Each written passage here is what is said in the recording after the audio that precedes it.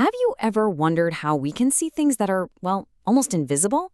Today, we're going to talk about two amazing technologies that give us this kind of superpower view of our planet. We're talking about seeing everything from hidden rivers to the real-time spread of a wildfire. So let's dive right in. First up, let's start with this big idea: being able to look at our entire world from a distance. It sounds simple, but the ability to step back and see the whole picture really changes everything. Seriously, think about that for a second.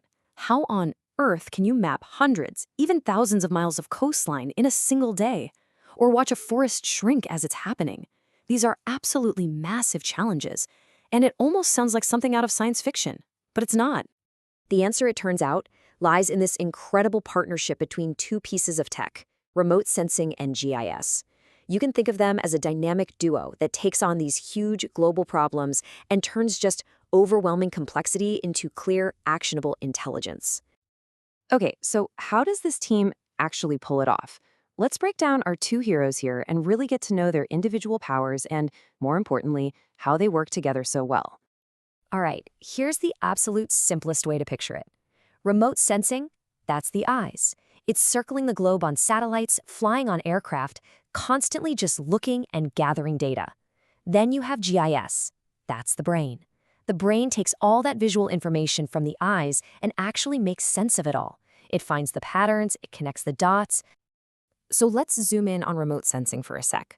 At its core, it's the science of getting information without ever touching what you're studying. A satellite sensor isn't just taking a simple photo. It's measuring different kinds of energy. Like the specific way sunlight bounces off a healthy crop versus a struggling one, or the heat coming off a city. It captures way more than what our own eyes can see. And GIS? Well, GIS is what we do with all those amazing images. It's this incredibly powerful system that doesn't just look at a picture, it understands it. It knows exactly where everything is on the planet and can link that location to tons of other data, turning a flat image into a smart, searchable map. Probably the best way to visualize GIS is to imagine you have a stack of clear, transparent maps. So on the bottom layer, you've got all the rivers. You place another sheet on top with all the roads, then another with all the buildings, then another with property lines. GIS does all this digitally, which lets us see and analyze how all these different things relate to each other. It's brilliant. So the process for the eyes for remote sensing is pretty straightforward. First, you've got data acquisition. The satellite sensor grabs the raw data. Then comes data processing, where software cleans that raw data up and turns it into an image we can actually use. And finally, there's analysis, where experts look at that image and figure out what it's telling us. Is that green patch a healthy forest or just a golf course? And now, the brain gets to work. GIS takes that clean image from remote sensing and starts sorting it into all those different layers we talked about. But here's where the real magic happens: spatial analysis.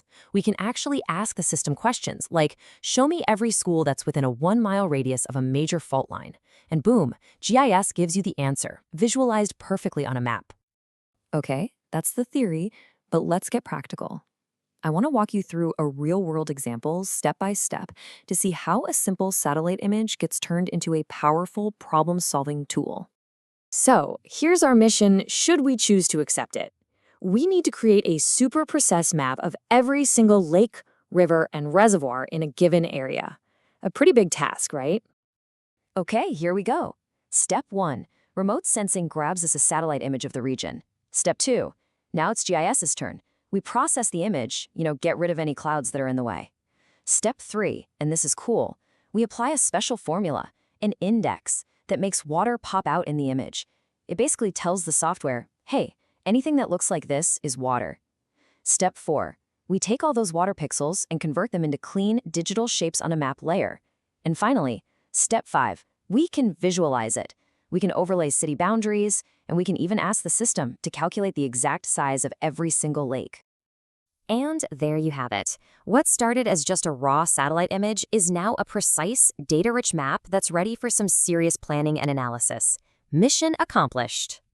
So mapping lakes is great, but let's zoom out again. Why is this technology duo so important? What's the bigger impact here? At the end of the day, it really boils down to this. Remote sensing gives us the evidence, the raw data, and GIS gives us the understanding, the insight. The eyes see what's happening, and the brain helps us understand why it's happening and what we can do about it. It's this amazing synergy that lets us make smarter, data-driven decisions for our planet. And once you start looking for it, you see that the applications are absolutely everywhere. We're talking about planning better cities, responding faster to natural disasters, helping farmers grow more food with less water, protecting endangered species. This technology is quietly making our world a better place every single day. And that kind of leaves us with one last really exciting thought.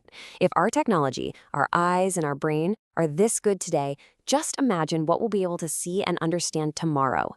What new patterns will emerge, what hidden truths about our own planet are just waiting to be discovered.